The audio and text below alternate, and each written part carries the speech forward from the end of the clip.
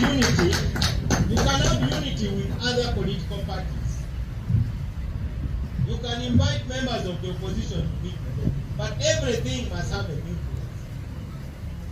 And the DP-NRM cooperation is the nucleus of the broader unity of Ugandans as we make that leap forward. It is not about positions, it's about what we have to achieve. So let us raise now the 4 fundamental expectations our citizens have, which any government, no matter who is the leader, has to respond to. Number 1, unity of the country. This is what we call the national question. The national question, as I talked about the last time, is how to bring diverse peoples, different languages, tribes, even interests, together in one nation. Julius Nyerere did it.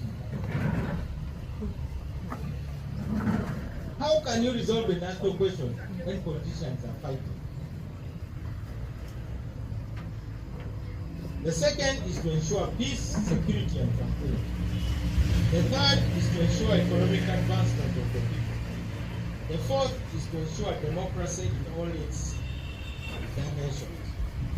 There is no likelihood that any political party would tell the electorate that it does not believe in unity, peace, development, and democracy. We can therefore assume that all leaders, irrespective of their political affiliation, would aim to work for these fundamentals. The movement system, remember it, which many of us opposed, perhaps prematurely, attempted to deal with a major contradiction or a distortion. Namely, that despite all the parties claiming to be promoting the same fundamentals, yet every 5 years the voters are required to select on the basis of some superficial differences a party to perform the task that in fact all the parties agreed should be done. If all the parties in Uganda, DP, UPC, NRM, NUP, DFF, and so on, all agree that we need unity, peace, development, and democracy, then the question is, what are we thinking when we go into the election? We say, all these people agree on what needs to be done, but you choose one of them.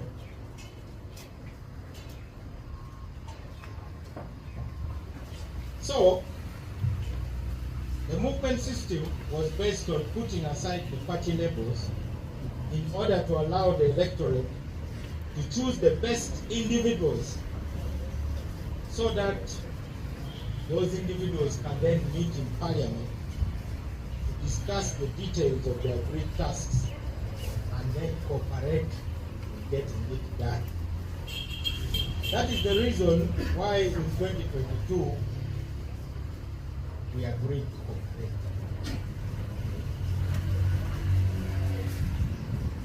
Now, on corruption,